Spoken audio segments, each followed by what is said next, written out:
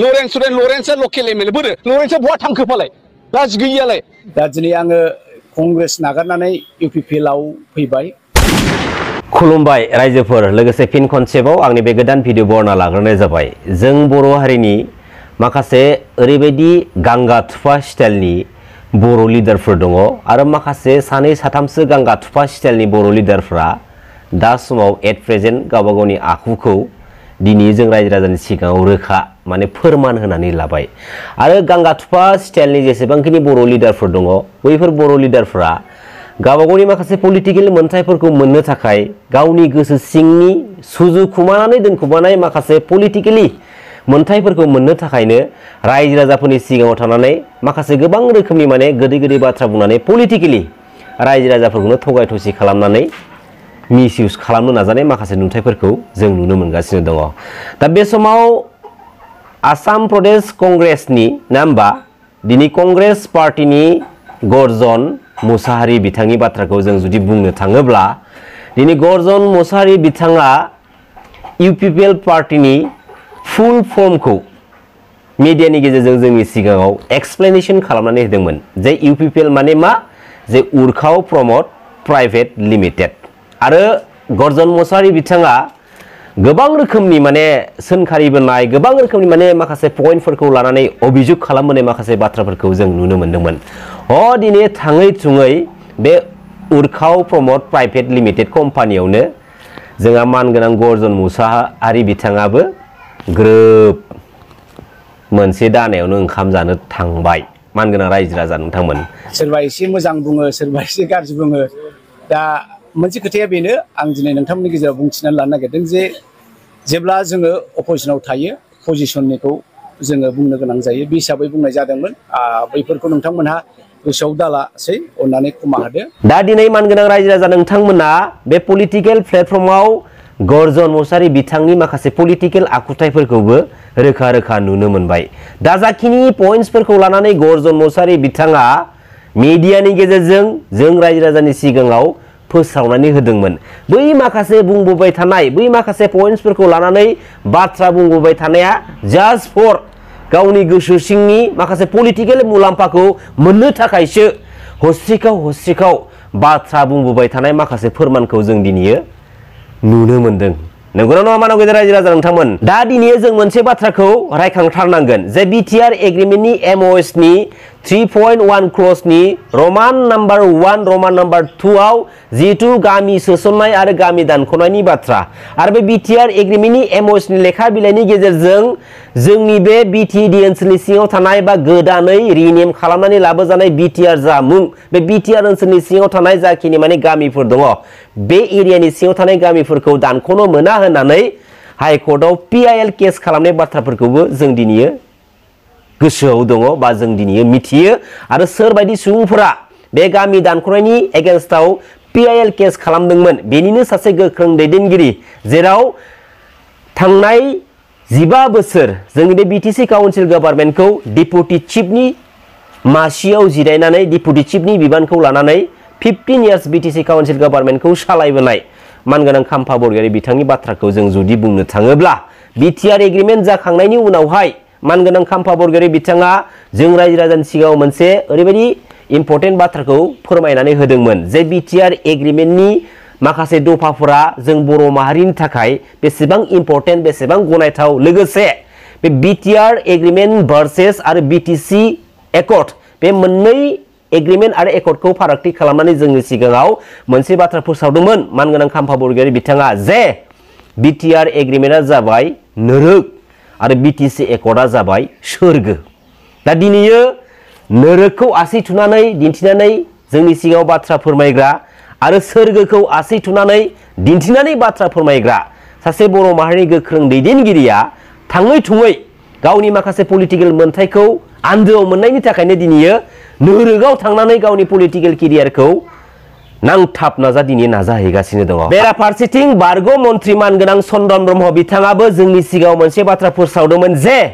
प्रमद बर' बिथाङा दुलाराय बर' फरायसा आफादनि आफादगिरि बिबानाव थानानै मालाबाबो बर' हारिनि बर' माहारिनि रेसपन्सिबिलिटिसखौ लानानै दायित्वखौ लानानै खामानि मावबोखायाखै प्रमद बर' बिथाङा जास्ट फर गावनि गोसो सिंनि सुजुखुमानानै दोनखुमानाय जा सिमां जा थांखि बेखौ जाफुंहोनो थाखायसो गोबां रोखोमनि रायजो राजानि सिगाङाव थगायबोनाय माखासे समायखिरा लाबोनाय माखासे बाथ्राफोरखौ जोङो बुंबोनाय नुनो मोन्दोंमोन। दा दिनै मानगोनां चन्द्र ब्रह्म बिथाङा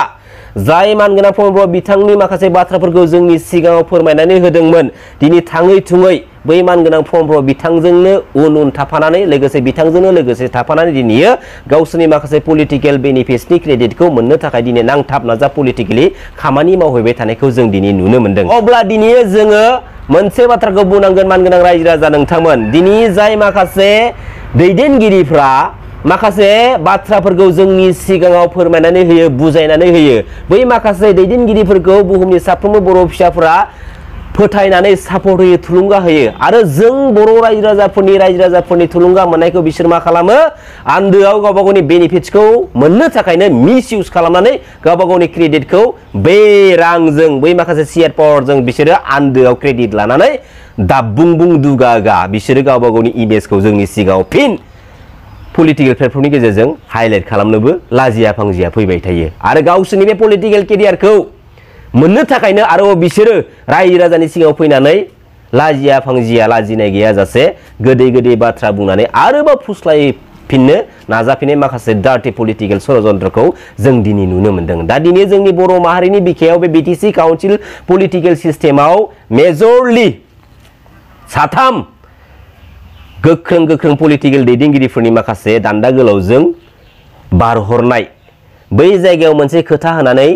फोथायहोबोयो आरो बै जायगानिफ्राय जाय जायगाखौ बिसोर सोनखारिदों बै जायगायावनो दान्दा गोलावजों बारनानै गावसोरनि पलिटिकेल क्रेडिटनि थाखाय बाथ्रा बुंहैनाय पलिटिकेल खामानि मावहैनायखौ जों नुनो मोन्दों। दा मेजरलि साथाम पलिटिकेल दैदेनगिरि होननानै बुङोब्ला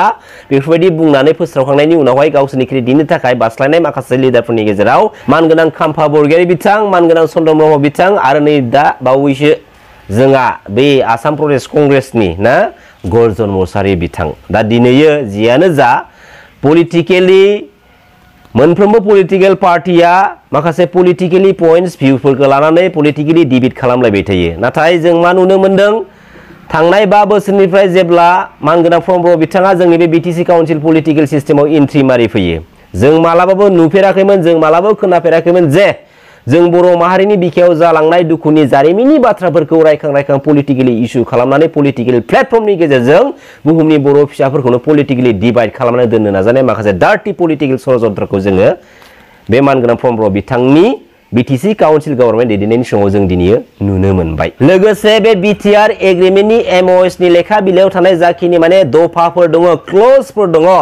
बै दफाफोरा बै क्लजफोरा थिनानै दोननाय समनि गेजेराव जुदि आखरे जुदि मावफुंजायाबा पालन खालामजायाब्ला आसाम स्टेटनि सोरबा केबिनेट मिनिस्टारनि न'नि लांगोनायाव थांनानै सुइसाइड जाहैनायनि बाथ्राखौ मानगोनां चन्द्र ब्रह्म बिथाङा बुंनानै समायखिरा लादोंमोन। दा दिनैयो बे बिटिआर एग्रिमेन्टनि मोनबैसे दफाफोरा दिनै मावफुंजाखो जेब्ला 57थि दुलाराय बर' फरायसा आफादनि बोसोरसालिया जुथुमाया बे दथमायाव जादोंमोन बे जुथुमायाव बे कनफारेन्सआव भारत हादरनि नखर मन्त्रि मानगोनां अमित शाह बिथांखौ गाहाय आलासि महरै लिंनानै लाबोनाय जादोंमोन आरो मानगोनां अमित शाह बिथाङा बे 57थि दुलाराय बर' फरायसा आफादनि बोसोरसालिया जुथुमानि गेजेरजों बुंलांबाय जे बिटिआर एग्रिमेन्टनि दफाफोरा क्लजफोरा 82% मावफुंजाबाय। बिथांनि बुंनाय लोगो लोगोनो बर' हारिनि माखासे गोख्रों दैदेनगिरिफ्रा आखाइ खब्बाय लोगोसे रायजो राजाफ्राबो आखाइ खब्बाय। बेनि उनावहाय जेब्ला दिल्लीयाव बडलेण्ड महोत्सबखौ खुंलायबाय बे बडलेण्ड महोत्सबनि गेजेरजों बुंलायबाय जे बिटिआर एग्रिमेन्टनि दफाफोरा 96% मावफुंजाबाय बेवहायबो गोबां बर'नि गोख्रों दैदेनगिरिफ्रा आखाइ खब्बाय। दा बे समाव मोनसे सोंथिया बेरखाङो जुदि थारैनो बिटिआर एग्रिमेन्टनि गेजेरजों लिरनानै लाबोजानाय माखासे दफाफोरा 96% जुदि मावफुंजामारबायब्ला माबे मोनबैसे दफाफोरा दिनै मावफुंजाखो बेखौ मानगोनां चन्द्र ब्रह्म बिथांमोना मिडियानि गेजेरजों जों रायजो राजानि सिगाङाव फोरमायनानै होयोबा जोबोद मोजां जागौमोन। दिनै बिटिआर एग्रिमेन्टनि माखासे दफाफोरखौ लानानै दफाफोरखौ मावफुंनांगौनि थांखियै गोबां रोखोमनि रायजो राजाफोरखौ पलिटिकेलि टर्चार पलिटिकेलि ब्लेम खालामनाय पलिटिकेलि मिस इउज खालामनाय माखासे नुथायफोरखौ जोङो नुनो मोन्दोंमोन। अहाबाय खनबैसो थगायनानै बे पलिटिकेल राजगादिखौ मोनबाय थानो सानदों नोंसोरलाय? जाफुंनाय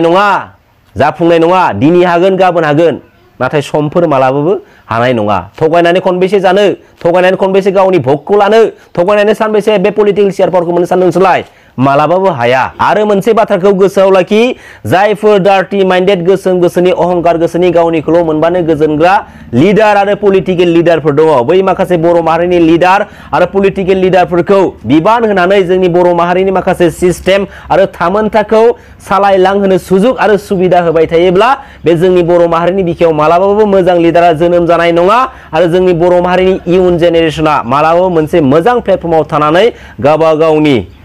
मोजां सिस्टेमनि खामानि थांखिफोरखौ जाफुंहोनो हानाय नङा आरो जाफुंहोनो थांनायाव गोबां प्रब्लेम फेस खालामनो गोनां जानानै फैगोन मानगोनां रायजो राजा नोंथांमोन गोजोन्थों खुलुमबाय जै बर' हारिनि जै बर' बिमानि